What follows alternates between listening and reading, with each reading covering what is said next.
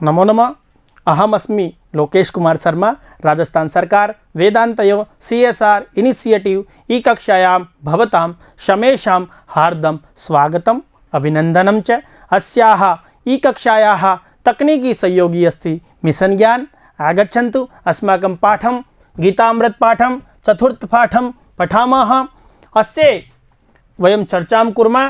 तो इसमें हमको दिखाई दे रहा है आत्म संयम योग। इससे पहले हमने कर्म योग के 4 श्लोकों का अध्ययन किया इस पाठ में। अब हम पढ़ेंगे आत्म संयम योग के बारे में। ये महाभारत के विषम पर्व से लिया गया है, ये भी हमने चर्चा कर ली। आइए आत्म संयम योग के बारे में पढ़ते हैं। उद्धरेत आत्मना आत्मानं नात्मानं अवसादयेत आत्मएव हि आत्मनो बंधुरात्मै रिपुरात्मना।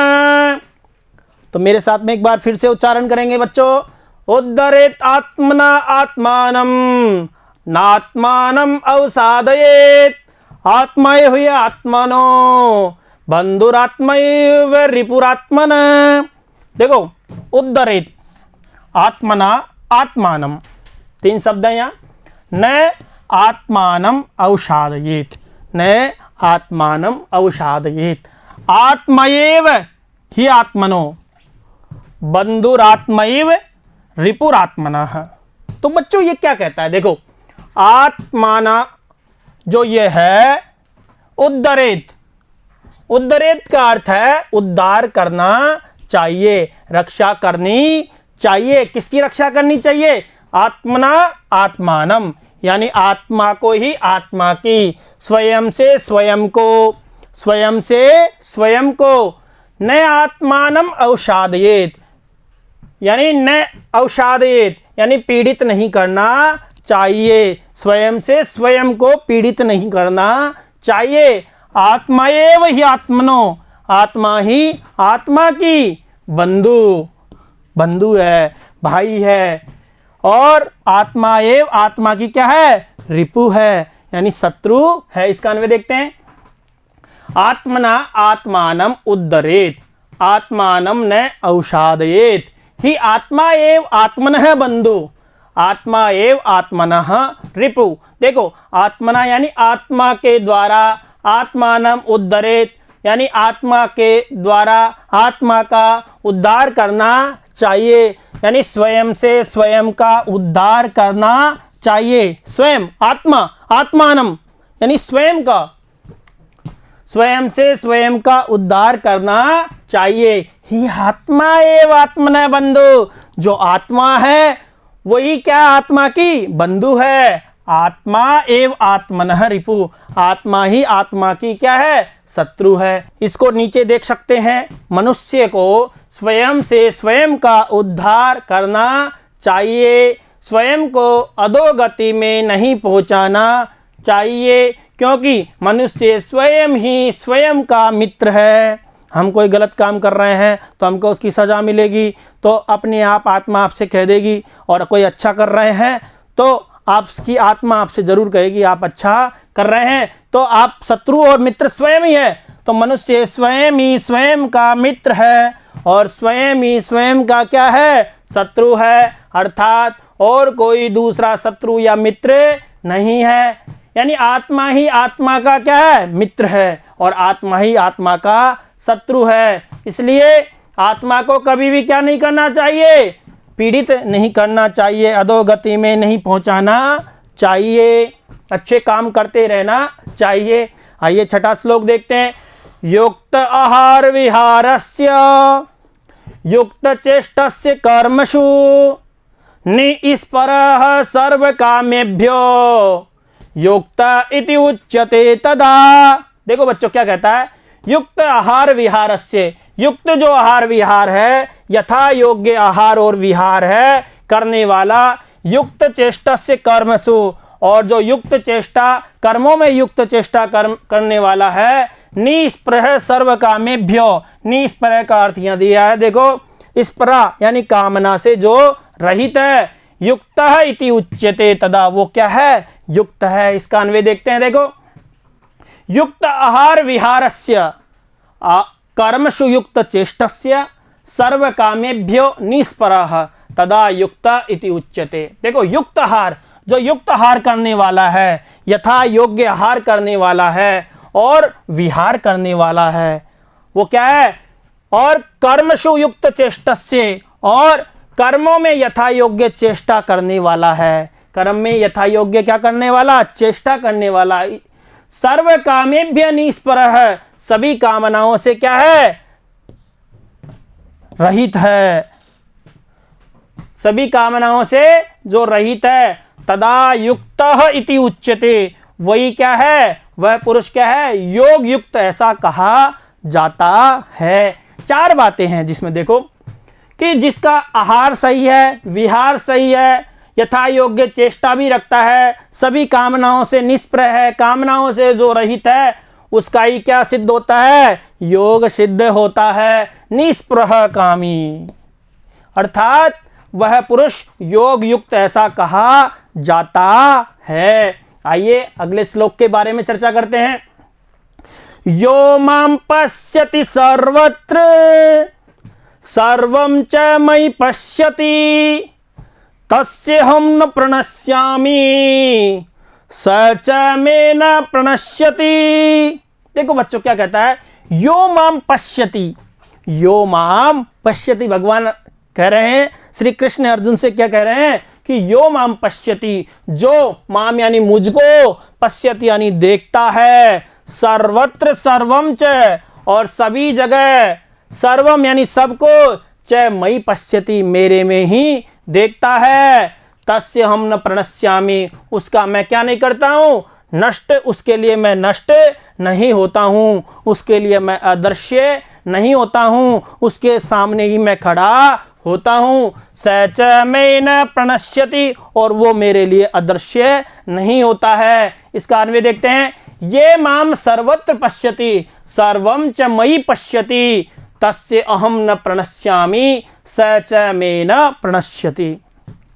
तो बच्चों ये क्या कहता है कि ये माम सर्वत्र पश्यति, श्री कृष्ण अर्जुन से कहते हैं कि जो पुरुष सभी प्राणियों में आत्म स्वरूप मुझ विष्णु को ही व्यापक देखता है, यानी जो मुझको ही सभी जगह व्यापक में, सर्वत्र यानी सभी जगह व्यापक रूप में मुझे ही देखता है, यानी यहां भी वहां भी इधर उधर सब जगह मुझे ही देखता है। सर्वम च मयि पश्यति, और सर्वम यानी सभी प्राणियों में मुझ विष्णु को ही व्याप्त देखता है, यानी सभी जगह सब में मुझको ही देखता है। तस्य हम न प्रणश्यामि, उसके लिए मैं क्या हूं? अदृश्य नहीं होता हूं, उसके लिए मैं क्या? अदृश्य नहीं होता हूं। स च मे न प्रणश्यति, और वह प्राणी मुझ में एक ही भाव से स्थित रहता है, यानी जो सभी जगह मुझको देखता है और सब में मुझको देखता है, उसके लिए मैं क्या? अदृश्य नहीं होता हूं, और वो मेरे लिए अदृश्य नहीं होता है, अर्थात वह प्राणी मुझ में एक ही भाव से स्थित रहता है। तो श्री कृष्ण अर्जुन से कहते हैं कि जो पुरुष सभी प्राणियों में आत्म स्वरूप मुझ विष्णु को ही व्यापक देखता है और सभी प्राणियों को मुझ विष्णु में ही व्याप्त देखता है, उसके लिए मैं नष्ट अदृश्य नहीं होता हूँ, और वह मेरे लिए अदृश्य नहीं होता है, यानी दोनों एक दूसरे के लिए अदृश्य नहीं होते हैं, अर्थात वह प्राणी मुझ में एक ही भाव से स्थित रहता है। अच्छे से श्लोक समझ में आ गया होगा, और इस भाग का अंतिम श्लोक लेकर हम प्रस्तुत हैं। असंयतात्मना योगो, बोलो मेरे साथ, बोलेंगे आप। असंयतात्मना योगो दुष्प्राप इति मे मति वस्यात्मना तु यतता शक्यो अवाप्तुम उपायत। देखो बच्चों, असंयतात्मना योगो, असंयतात्मना योगो यानी असंयत आत्मना यानी आत्मा से असंयमित रहने वाला, जिसकी आत्मा स्वयं असंयत रहती है, असंयमित रहती है, मन को वो वश में नहीं कर सकता है, जिसकी आत्मा और मन वश में नहीं रहते हैं। योगो दुष्प्राप इति मे मति, वो क्या करता है? दुष्प्राप्त, कठिनता से प्राप्त होता है।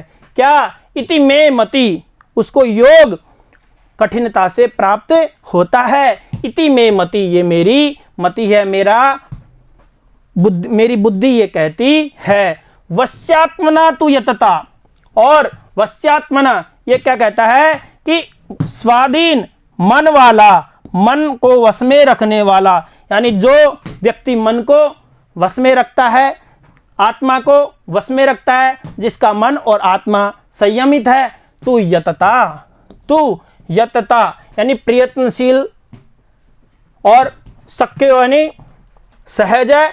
अवाप्तुम यानी प्राप्त करने के लिए, उपायत यानी उपाय करने से, यानी जिसकी आत्मा और मन संयमित नहीं है वो मुझको कठिनता से या योग को कठिनता से प्राप्त करता है, ये मेरी मति है। और जो इन दोनों को संतुलन में रखता है वो, उसके लिए योग प्राप्त करना सरल है। अन्वय देखते हैं। असंयत आत्मना योग दुष्प्रापः भवति तु वस्य आत्मना यतता उपायत अवाप्तुम शक्य इति में मति। देखो बच्चों क्या कहता है, असंयत आत्मना, जो जिसकी आत्मा है और मन वो क्या रहता है, असंयत रहता है, वश में नहीं है होता है, उसको पुरुष को क्या है, योग है दुष्प्राप है, उसको योग प्राप्त करना बहुत कठिन होता है, उसके लिए योग कठिन है। और जो तू वश्य आत्मना, और जिसकी आत्मा और मन क्या है, अपने वश में है, यतता उपायता है, यानी उपाय से जो अपनी आत्मा और मन को वश में रखता है, प्रयत्नशील है जो पुरुष।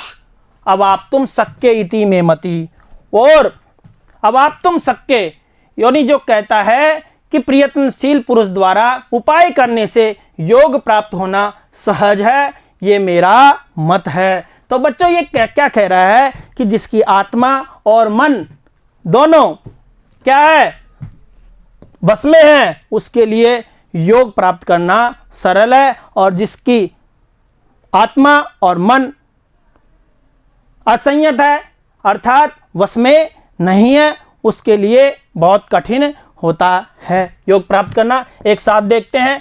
श्री कृष्ण कहते हैं कि मन को वश में न रखने वाले पुरुष द्वारा योग प्राप्त होना कठिन है, और स्वाधीन अर्थात अपने मन को वश में रखने वाले प्रयत्नशील पुरुष द्वारा उपाय करने से योग प्राप्त होना सहज है, ये मेरा मत है। ये हमने अध्ययन किया आत्म संयम योग के बारे में, अपने आप के संयम के बारे में हमने 4 श्लोकों का अध्ययन किया। आगे हम अगले योग की चर्चा करेंगे अगली कक्षा में। धन्यवाद। नमो नमः। पुनर्मिलामः।